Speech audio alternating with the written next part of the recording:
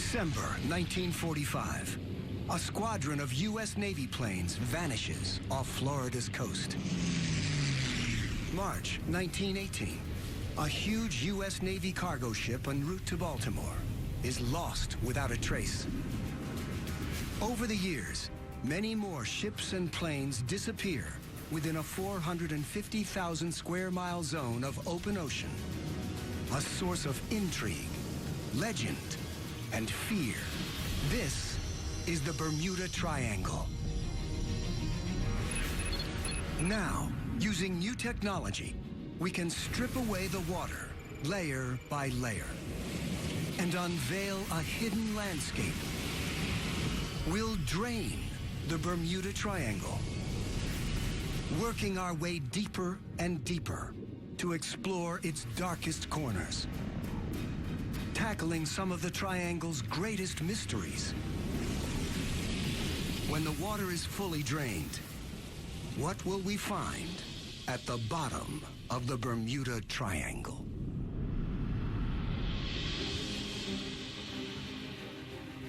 Bermuda, an island oasis 650 miles off the east coast of the United States. For centuries, it's been a refuge for Atlantic shipping, but the island's waters conceal a deadly threat. At the same time as being incredibly attractive, Bermuda also represents a serious no-go area for mariners without specific Bermuda experience. Bermuda's name comes to strike fear into the hearts of sailors and earns a reputation as the Isle of Devils. The paradox of Bermuda's paradise is that it was literally a ship's graveyard for its first 200-300 years. As custodian of the wrecks, Philippe Rougat tracks and monitors Bermuda's historic shipwrecks. And there are plenty to keep him occupied. In fact, these waters may have claimed up to 300 vessels. Why have so many ships perished in these crystal-clear seas, so close to land? Philippe sets out to visit several wrecks that could shed some light on this mystery.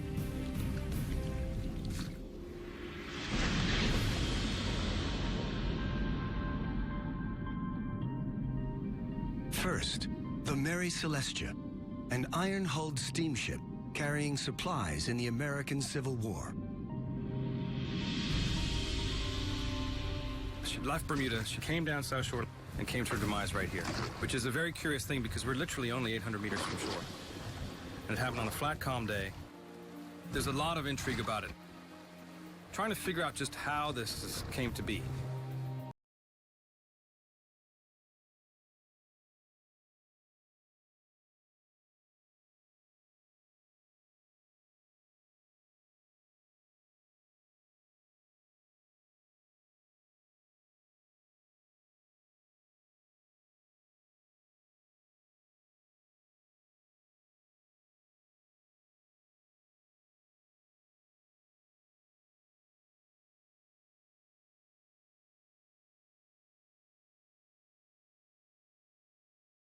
In fact, according to Philippe's records, numerous wrecks completely encircle Bermuda.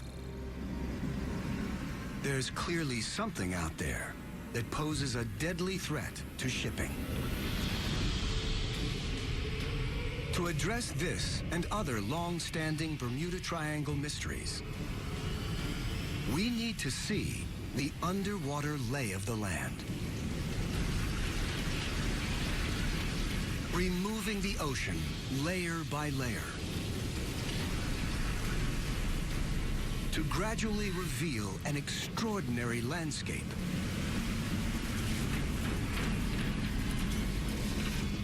Never seen before.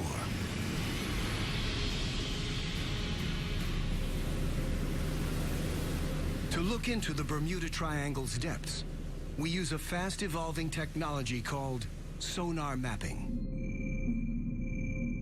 Sonar mapping fires sound waves to the ocean floor. The return signals display the shape and depth of the land beneath.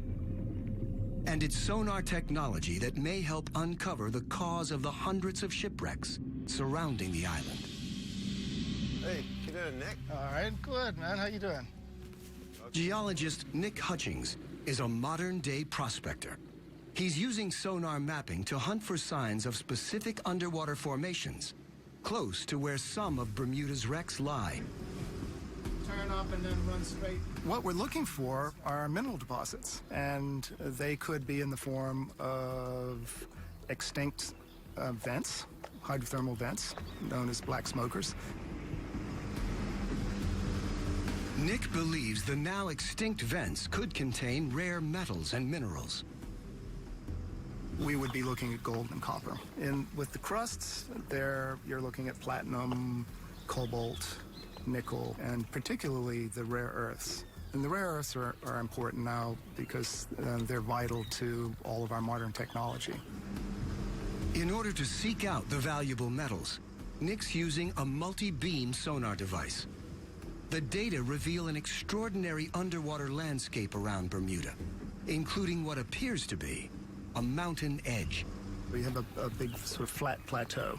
We'll steam out to what we call the edge. You get to the side and then it runs down at a slope of about 60 degrees. And that run down 350 fathoms. Why are we finding the edge of an underwater mountain just off the coast of Bermuda? To find out, we need to see the bigger picture. The latest sonar data from all around Bermuda allow us to virtually drain this entire area. With the water gone, the tiny island appears to perch on a spectacular mountaintop, a seamount 2.5 miles high, all alone in the middle of the Atlantic Ocean. So how did it get here? The reason why the island is here today is because of a very significant volcanic eruption that took place in this relatively isolated spot in the ocean plate that stretches from the earliest phase of development of the Atlantic Ocean. The volcano grew bigger and bigger over millions of years until it finally towered above the ocean's surface. It erupted and completed a huge volcanic island that would have stuck up 3,000 or 4,000 feet above current sea level now. After the volcano became extinct 30 million years ago, wind and rain eroded the mountain down to a flat plateau. Then, as sea levels rose after the Ice Age, Bermuda was left as a small island on top of the seamount. Today, reefs have built up on the slopes of this ancient volcano and now surround most of Bermuda. Bermuda's reefs are our natural barrier for protecting us from the fury of the ocean, but it's also been the sad fate for many mariners. These reefs are potentially deadly to shipping, but it's what is living on the reef that poses an even more treacherous threat. Locally, they're known as boilers or breakers. Breakers are formed by a type of rocky algae and the shells of millions of tiny mollusks. Together, they create an incredibly hard limestone structure, which can grow up to 35 feet from the seabed, with the tops sometimes breaking the surface at low tide. The breakers themselves are actually materially harder than the surrounding reef, which is why they've survived and which is why the processes that created them have continued to persist. And so any ship encountering one of these things, wooden, metal, or otherwise, would be in for a very serious impact. Breakers sometimes have sharp points. These can pierce a ship's hull like a can opener, potentially sinking it in minutes. And they can be at their deadliest in calm weather. One of the ironies of breakers is that they're more visible when there's wave action and storms. So in fact, the breakers are sometimes at their most dangerous on a flat, calm day because they can't be seen at all. Breakers have caused many of Bermuda's shipwrecks. The Mary Celestia is one of them. This concealed threat surrounds Bermuda, a deadly legacy of its volcanic past. Draining the island of Bermuda helps to explain the hundreds of wrecks found here. But this is only one small corner of a vast triangle that stretches from Bermuda at the northern point to Puerto Rico in the south, with the Florida coast forming the western tip. And a World War II era flight out of Florida may be the best known of all the Bermuda Triangle myths. Flight 19, the Lost Patrol. Now, a dive team prepares to go in search of an aircraft involved in the baffling events of that day. As we drain deeper, new discoveries may finally help solve this mystery. December 5th, 1945. 5 Avenger torpedo bombers take off from Fort Lauderdale Naval Air Station in Florida. Flight 19, as it's codenamed, is a routine navigation training mission along the Atlantic coast. In command is U.S. Navy Lieutenant Charles Taylor, a highly experienced airman. He's led dozens of training missions, but is unfamiliar with this particular stretch of coast. Midway through the mission, things start to go wrong. Lieutenant Taylor reports trouble with his compasses. With the weather deteriorating fast, they're soon hopelessly lost. A PBM-5 Martin Mariner sets out on a rescue mission to locate the flight and guide the pilots back home. The Mariner calls in a routine message. After that, it's never heard from again. No wreckage has ever been recovered from Flight 19 or the Mariner rescue plane. All kinds of weird and wonderful theories have been put forth to explain the disappearance of these aircraft, from alien abductions to the effects of an electromagnetic fog. It's more likely the pilots simply got lost, ran out of fuel, and had to ditch somewhere over the ocean. The Mariner and Flight 19 ran into trouble somewhere in the area surrounding the Bahamas. For the first time, it's possible to drain this area to the seabed, around 3 miles down. Draining reveals a vast, featureless underwater zone known as the Abyssal Plain. It's like a gigantic underwater desert, and easy to see why the aircraft have never been recovered. But now, 70 years later, we may finally be close to finding the Martin Mariner rescue plane. Mike Barnett is a technical diver who specializes in hunting down lost aircraft. He's spent years investigating the Flight 19 incident and thinks he's got a pretty good idea where the Mariner crashed. I tried to recreate the flight path in my mind where this aircraft might have gone and where it went down. Starting off down here at Banana River Naval Air Station where the aircraft launched from, it traveled north up to Cape Canaveral and then it headed offshore to rendezvous with the search area it was assigned. We know about a half hour after taking off, there was an explosion sighted. There's a freighter out there that recorded seeing an explosion midair. When the vessel got on site, they didn't find any debris. Either the aircraft sunk or portions of it were carried away by the Gulf Stream.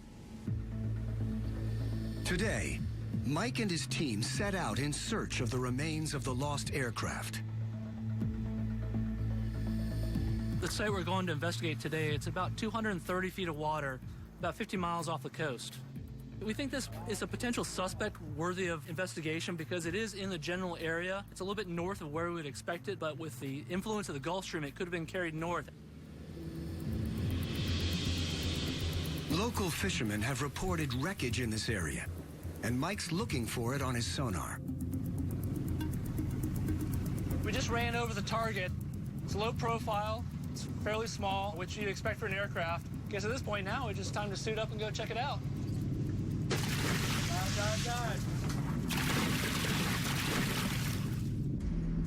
The target's more than 220 feet down.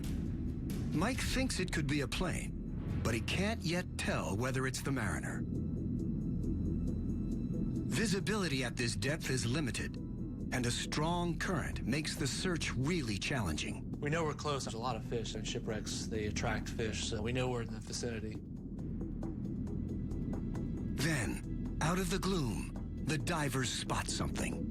That's the nose wheel of the aircraft. And just a stone's throw away, the rusted fuselage of a large aircraft.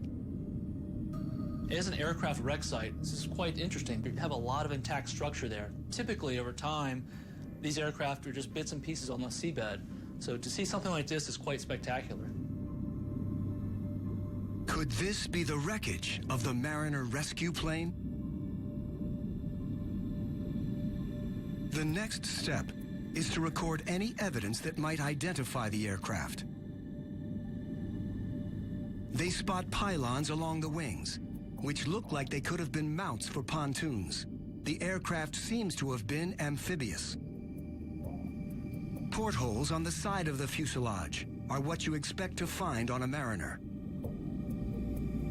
And the shape of the horizontal stabilizer looks familiar to the divers from photographs of the airplane. It suggests this could be the amphibious Mariner rescue plane, but the team hasn't found a definitive piece of evidence. It's definitely a plane. I want to be very careful what I say, but there are some very interesting features. There's a lot of things you would expect for a search and rescue aircraft to have. And I want to get back and look at some pictures and video to some observations. I'm excited, very excited. Something that warrants further scrutiny. Mike needs an expert opinion to identify the plane, so he shows the dive footage to an aviation historian, Roy Stafford. Okay. Roy's a former U.S. Navy pilot and an authority on American military aircraft. This is the very start of the dive. We've made our way to the bottom, and we're heading up current to find the wreck. And as you can see, we're starting to see some debris come into view here. We originally were diving this with the hopes of finding the PBM-5 Martin Mariner, but as we're cruising around the site looking at some of the features, we're seeing things that are inconsistent with that, and so we're kind of left with the question, what aircraft is this? Well, judging by the brake system and the tire that was on there, it would be a post-World War II aircraft. Okay. I could tell that right off the bat. That looks like it's obviously part of the cockpit, the top of it, the windows. Roy is 100% certain this wreck's not the Mariner they've been looking for. But if the wreckage isn't the missing search and rescue plane, then what is it? The answer could help resolve another triangle mystery. Is significant down here, the porthole that you see there may be a porthole for a camera. Exactly, and we actually see several of them inside that were very prominent that really caught our attention. Mm-hmm. You can see there's twin engine. That pretty much ices it. There's only two possibilities, two pylons, one on each side would be either an RB-66, which usually wouldn't have a reason to be in that area, or the Navy A3. It doesn't take Roy long to conclusively identify the type of plane. It's beyond a doubt an A3 Skyward by comparing the fuselage and the pylons underneath the wings, the sweep back on the horizontal tail, the fact that the landing gear retract into the fuselage. These are all absolute indices of it being an A3 Skyward.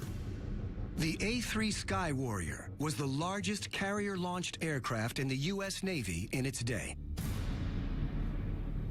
And Navy files show that in 1960, one crashed while attempting a carrier landing in this area. It's highly likely that this is the wrecked A3 that Mike and his team have tracked down. But Flight 19 and the Mariner rescue plane remain lost. The search continues to find this aircraft. We know it's out there. It's just a matter of finding the exact place. If we were to drain the vast abyssal plain around the Bahamas, somewhere out there we'd almost certainly find the Lost Patrol. and based on the condition of other wrecked planes found on the sea floor. This is how we'd expect them to look after 7 decades in the sea. As we drain even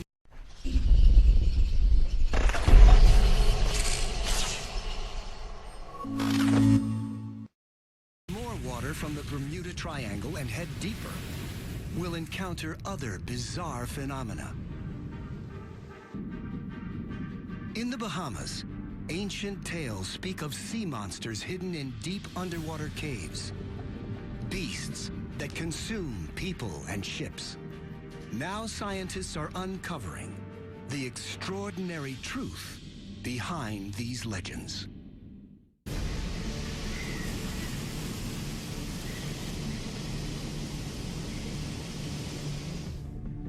Just 50 miles off the coast of Florida, at the Bermuda Triangle's western point, lie the Bahamas. An archipelago of more than 700 islands. Here we encounter one of the Triangle's most mysterious natural forces. Whirlpools that, according to local legends, can suck down people and ships. With the ocean's drain to nearly 3 miles, a stunning landscape is revealed. The Bahamas sit atop a vast limestone plateau that rears up from the seabed. It's known as the Great Bahama Bank. Cliffs taller than any found on dry land soar nearly 15,000 feet, almost 3 times higher than the Grand Canyon. Closer to the shoreline, another phenomenon. Some of the strangest geological rock formations found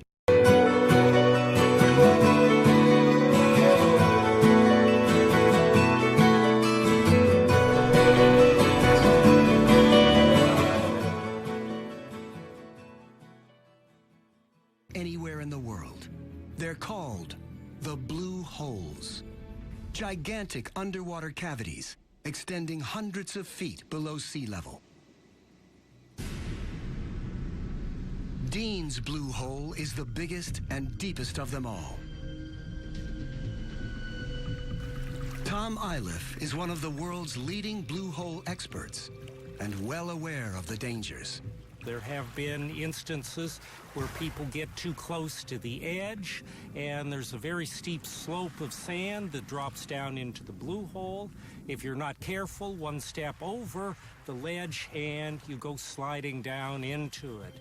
Over the years, Dean's blue hole has claimed several lives.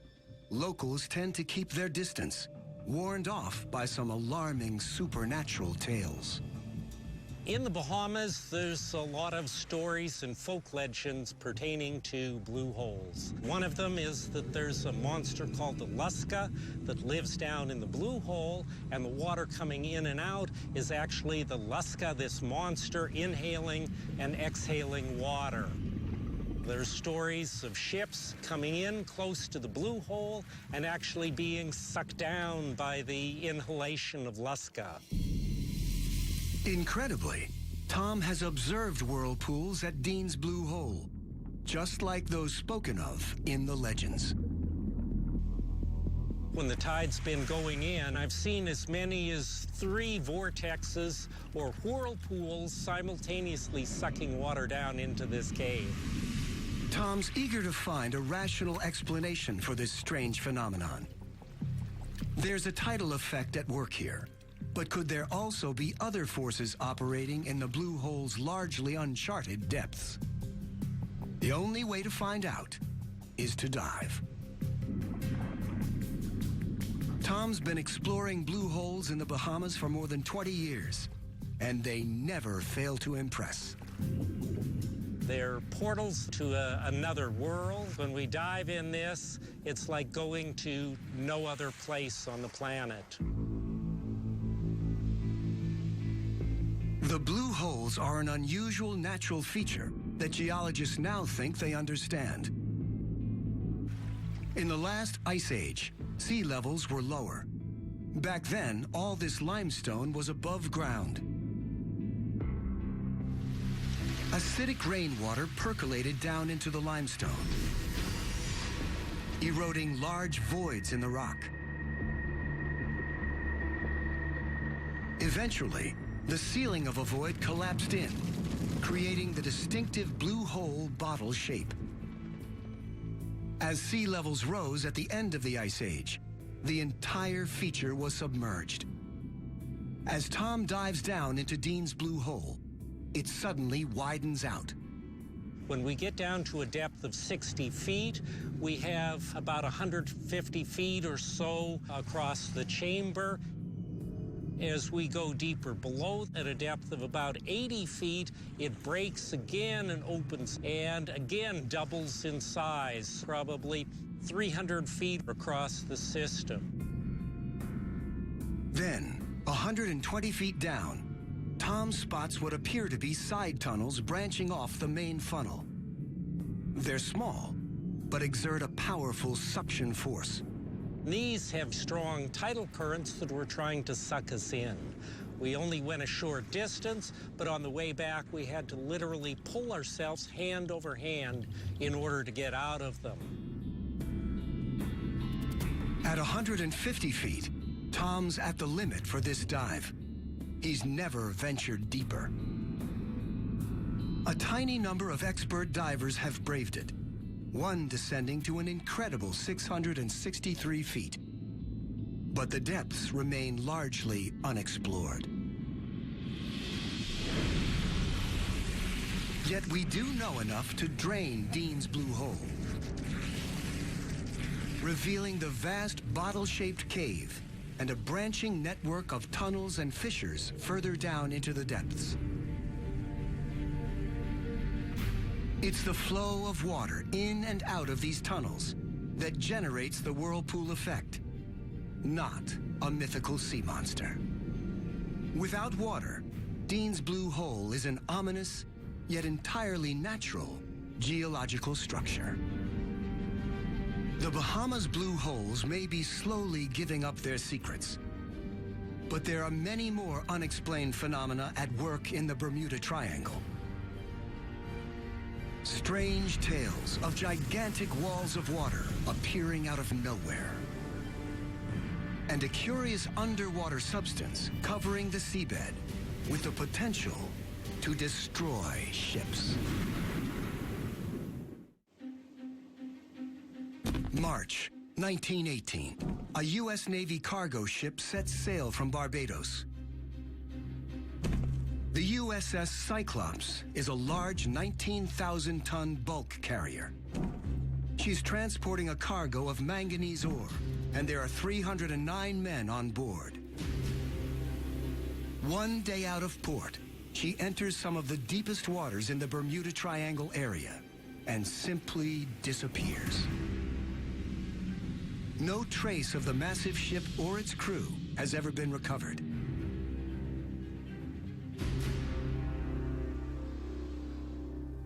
For Marvin Barash, the story's linked with personal tragedy.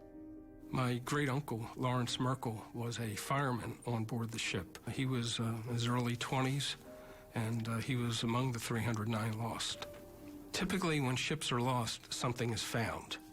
Whether it's part of a lifeboat, whether it's some cargo, some piece of wreckage, something turns up eventually.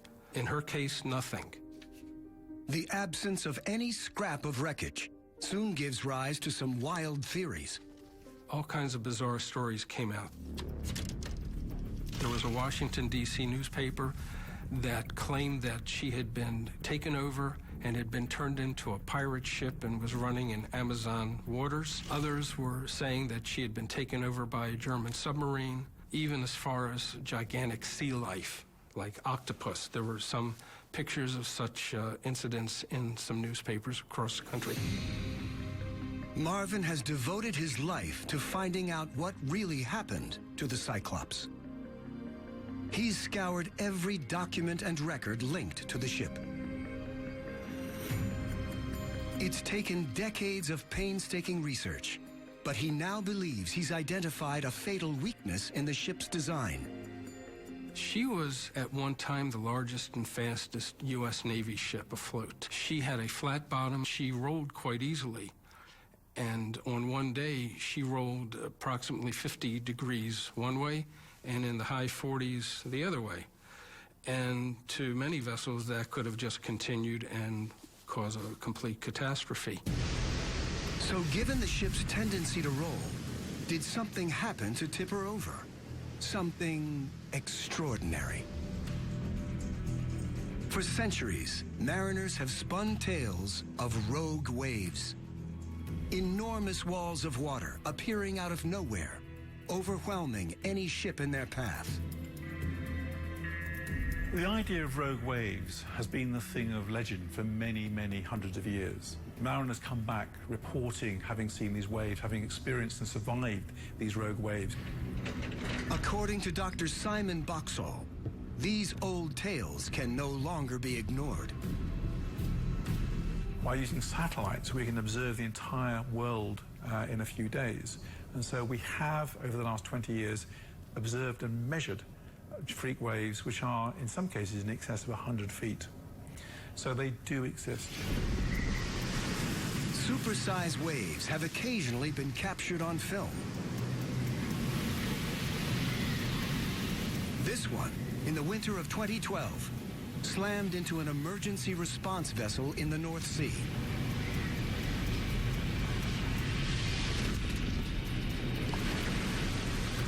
Given the Bermuda Triangle's extreme weather patterns, rogue waves on a similar scale may be possible.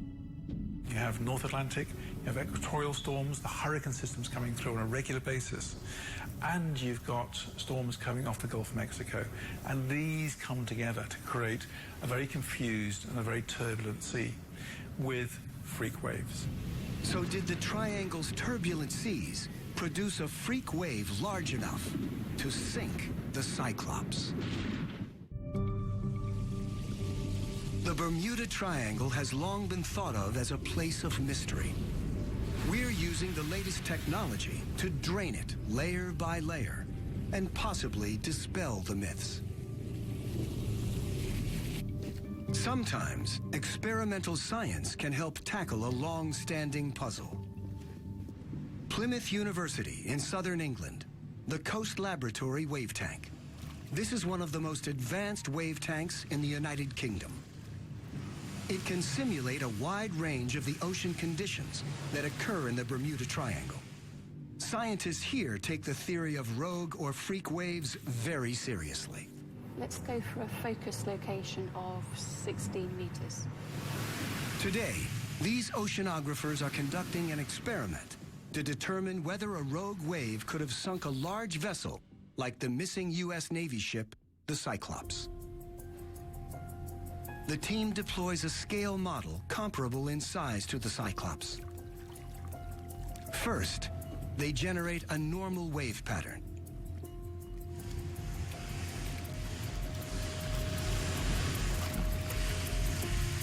With waves the equivalent of 25 feet high, the vessel remains stable. But when they simulate the impact of two storm fronts converging, there's soon interference in the wave pattern. And suddenly, as if out of nowhere, a rogue wave.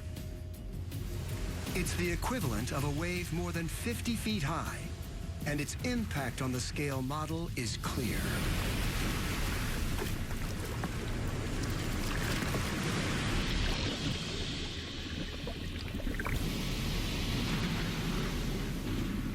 So there is evidence that a rogue wave could theoretically have sunk the Cyclops.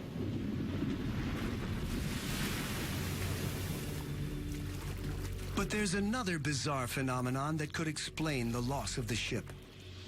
On the seabed, at depths below 1,100 feet, deposits of a strange, milky, waxy material can be found.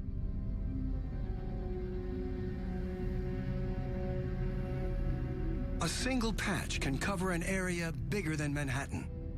It's a substance called methane hydrate, These methane hydrates are formed as a result of material from the surface, organic material, dead fish, dead plants, plankton, sinking to the seafloor and then degrading through bacterial decay, microbial decay. This footage shows actual clumps of methane hydrate on the seabed. Methane can also get trapped in pockets beneath the ocean floor. 1981, in the South China Sea, a drill ship hit a shallow gas pocket, causing a blowout. As gas bubbled to the surface, it made the ship unstable, leading it to capsize and eventually sink. Any large-scale disturbance on the seabed, such as an earthquake or landslide, could dislodge a substantial slab of methane hydrate, which turns to gas as it floats to the surface. So a methane hydrate release could potentially have caused the USS Cyclops to capsize, especially given that her design left her prone to rolling. But the only way to determine what really happened to the ship is to find her wreckage. Having studied as much as I could about approximately how far the ship may have made it from her departure point, I think she probably was about a day out of port, and she probably wound up around the northwest area of Puerto Rico. Marvin's hopeful that the wreckage site may one day be found. To find the resting place of Cyclops and my great uncle and all the others who served with him would mean a lot. But if Marvin's calculations are correct, the ship won't be easy to recover. Draining the area reveals a trench up to 5 miles deep. The Puerto Rico Trench. This is where the triangle reaches its deepest point. In fact, it's the deepest point in the entire Atlantic. As scientists explore the massive underwater feature, they're finding it could conceal the deadliest of all the Bermuda Triangle's secrets. The source of a potentially devastating tsunami. The deepest part of the Bermuda Triangle, the Puerto Rico Trench, may conceal its deadliest secret. So scientists race to explore this inaccessible underwater region. Here, in the National Geographic Society's remote imaging laboratories, they've developed a radical new technology for filming the deep ocean. It's called DropCam. Perfect. Good to go. After years of development, lead engineer Eric Birkenpass tests his camera in the ocean off Chile. It's unpowered. A heavy weight pulls the camera down. There was still a lot of butterflies in our stomach when we actually threw it over the side into the real ocean. When the team deploys it in the Puerto Rico Trench, it takes an hour and a half to travel the 5 miles to the bottom. It's programmed to spend several hours more on the ocean bed, then resurface and transmit its position. There's a huge sense of relief when you first hear that VHF beacon on your radio transmitter and you see that satellite fix. These are among the first images from the bottom of the Puerto Rico Trench, 5 miles straight down. The Deep Sea Imaging Project has given us a window into one of the great unexplored regions of planet Earth. But their images are a series of snapshots, capturing an area of just a few square feet at a time. In order to drain the whole Puerto Rico Trench, we need much more data. U.S. Geological Survey scientist Yuri Ten Brink is attempting to map the entire feature and believes there's a pressing need to do so. We started researching this trench because it is very similar geometrically to the Sumatra Trench, where the 2004 Sumatra earthquake and big tsunami happened.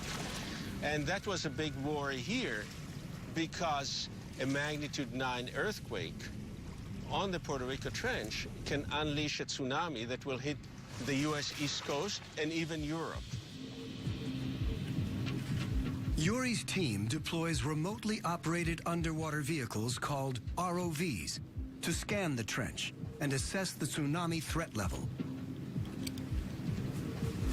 The ROVs fire sonar pulses to obtain as accurate a readout as possible. Their 3D mapping reveals the sheer sides of vast underwater canyons. In some of the valleys and rifts, there are sometimes walls that can be like 1,000-meter high or something like that.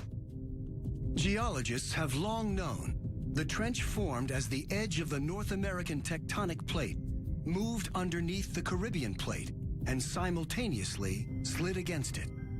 But what the new data suggests is that this could be prime underwater landslide terrain. They can move rocks in areas that are many hundreds of kilometers squared, size of big cities and more, actually. The thickness of the rocks can be 200 meters or more, so you are talking about altogether 10, 20 kilometer cubes sometimes. So an underwater landslide on this scale might potentially threaten the eastern U.S. with a tsunami, just as Yuri feared. You think of Boston, of Charleston, of Baltimore, and you think of all the nuclear power stations that are along the coast. And so you have to prepare for it.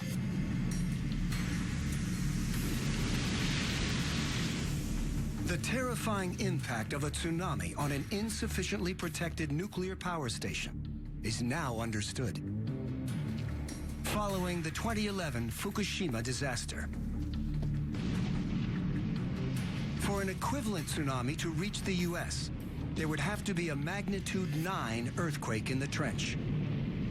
To assess the odds of a quake on this scale, Yuri's team sampled rock cut from the bottom.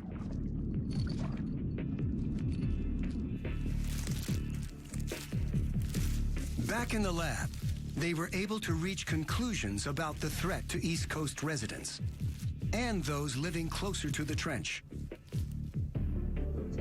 From our current understanding, we are not sure that it's capable of such large earthquakes.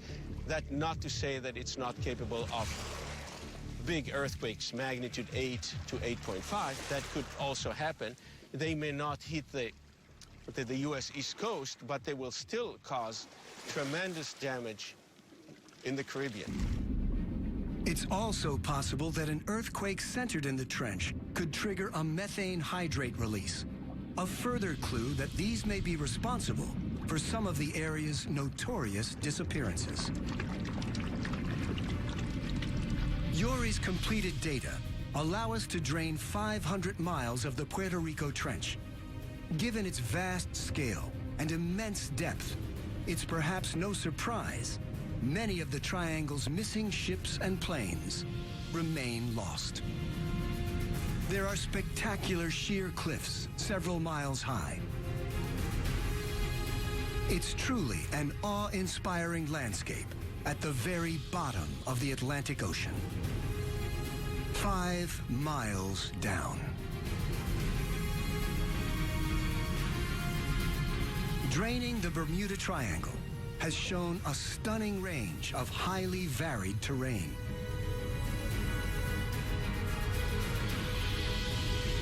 Including some of the strangest features known to exist in our oceans. The myths and legends of the Triangle are persistent and deep-rooted. Yet we've discovered that the dangers posed by this area don't appear to come from any supernatural phenomena, but from the very real and very deadly forces of Mother Nature herself.